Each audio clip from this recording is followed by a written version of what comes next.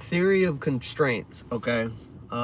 This is a way to systematically remove the biggest bottleneck in a system to move towards closing the gap as efficiently as possible.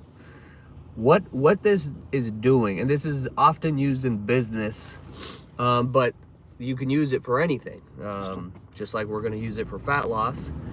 The idea is simple, right? I'll give you an example.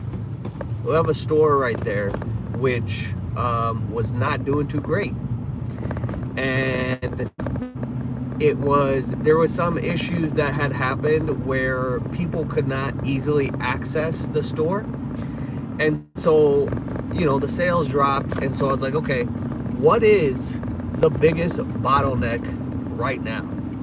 The biggest bottleneck is we need more people to come into the store. Plain and simple, right? We need more revenue, and revenue means we need more people coming into the store.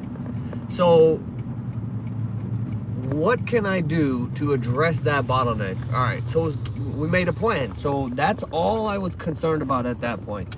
Okay, so what am I gonna do? I am going to why would somebody come in? Okay, if our prices are better, okay, if I can get some deals on big items that people really are always looking for, and are people usually that they don't find deals on, right? So we put a absurd deal on cigarettes, and we put a absurd deal on Red Bulls, the small ones, and basically taking a loss on those two items. And then we put two giant banners outside so you could see them from all over the place, okay? And inside the store, we put more deals that when the people were drawn in by those other deals, so put those deals, people start coming in, they see, oh shit, like they got Hennessy at $35. Never seen that price. So now I've solved the biggest bottleneck, which is getting people in the door. Okay. And once people start getting in the door, then we added some music to the store, we changed the floors, we organized everything much better, we filled everything so there's no emptiness. There's what else did we do? We priced and tagged everything. So we addressed the first bottleneck, and then as people started coming in, addressed what is next, and thus that store went from struggling to we've doubled the sales within a span of like 6 months. Okay. All right, now getting it back to fat loss. Okay, here's the things that we'll do when it comes to fat loss. Okay, you go, okay, well, what's my biggest bottleneck when it comes to fat loss? And a common one someone might say is, okay, I don't have time to cook, and and then what's the problem? You end up going over your calories all the time because either you're eating out, or whoever's doing the cooking, you don't know how they're cooking or what, so you end up blowing your calories. All right, cool. So if the biggest bottleneck to you hitting your calories right now is time, I need to pick things that take zero time, as little time as possible, that still allow me to get the majority of my protein and enjoyably get those calories, okay, or those protein, and stay within my calories. So what do? I pick things like, I know we've been talking about this a lot, but there's a reason why. Okay, this is a 7-ounce, 23 grams, $1.83 Oikos Pro smoothie.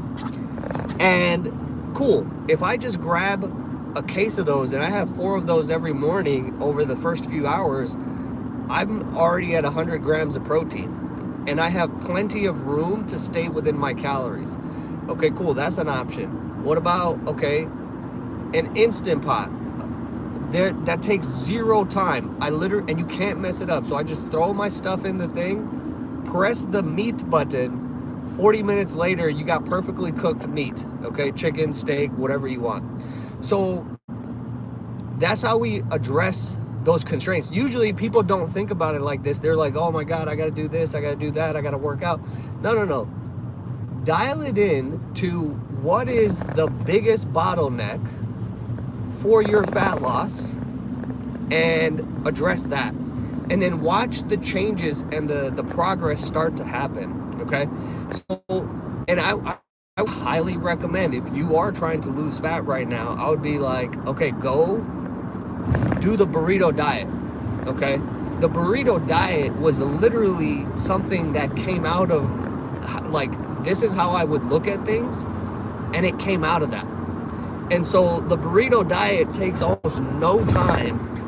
You're eating 2, 3, up to 4 burritos a day, based on your calories and whatnot. But and then every single day you still have like 800 calories to do whatever you want with. And also, none of this took much time, if any at all, right?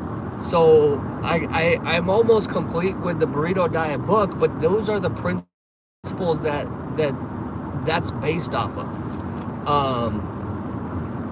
We talk a lot about friction on this channel, and that's the whole idea. We do things where we're increasing the friction, and the chances of us getting to the goal just go down. We don't want to do that. We want to decrease friction. So if the biggest problem is time, then I have to pick tools that don't use very much time. Okay? And that's where these guys come in. This is actually one of the most powerful tools that I use, even more powerful than the burrito, because it's literally 7 ounces. And like a typical protein shake, which might be 25 to 30 grams, is 12 to 16, right? 12 to 16 ounces. And they're kind of heavy.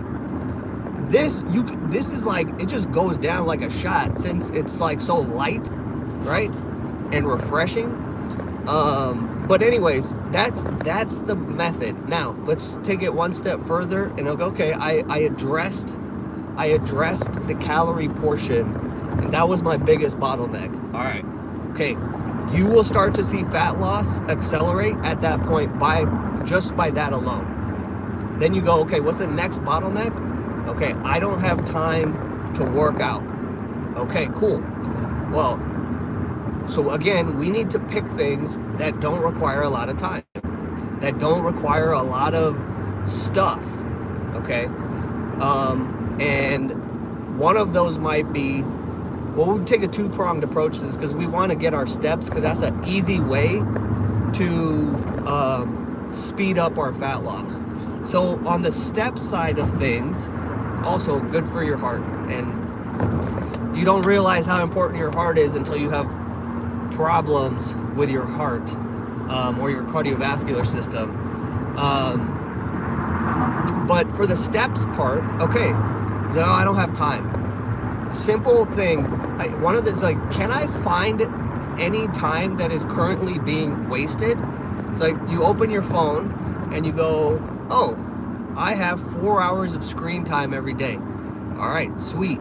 Can I recapture, what am I doing during those 4 hours? Oh, mostly I'm scrolling, or I'm on whatever. Okay, so we use the tool that I like to call scroll and stroll. So if you're gonna be scrolling on your phone, you're gonna be strolling on the street or wherever. And now 45 minutes can go by like this. You have no guilt about your phone usage, and you just got, 7,500 steps. Okay? And you didn't do anything extra. You didn't take any extra time. This was time you were already spending, and you're still doing the same thing. Second part of that is the walk and talk. How many phone calls do you get in a day? I know a lot of people don't. I have a lot of phone calls. It's like constant. So, but you can also make it a point, like maybe you call your mom, maybe you call your dad, maybe you call a friend, and you have a 25, it's so easy to have a 25, 30-minute conversation. Time just flies.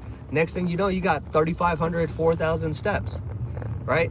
Now, the last piece of this, which we won't dive into all the way because I just arrived at the next store and I have somebody waiting. But the last piece is the workout piece, the lifting piece, okay? You do want to strength train because you can't just be skinny and weak. You need to build strength and muscle. And so the question then becomes, how much time do I actually need? Do I need 90 minutes? Do I need an hour? Can I do 45 minutes? Well, the answer is you can actually get extremely effective strength training outcomes even if you do something for 20 minutes, even 10 minutes. A lot of my stuff is literally work up to a quick heavy single and then I'm on my way. My dad started training with me finally this month, and I told him, I was like, we're not gonna, because he has a tendency to go like overdo it. I was like, listen, we're gonna work out. I just need 20 minutes from you at 6:30 before you do anything, and then you're free to go. So 20 minutes before 7 o'clock even hits, we're done, right? And he has gotten stronger. He feels amazing. And think about it, like, this is only 4 or 5 days a week of 20 minutes. So now time is not a constraint in that area either. So anyways, I gotta meet this guy before he leaves, but I'll see you tomorrow, possibly a bonus episode later today.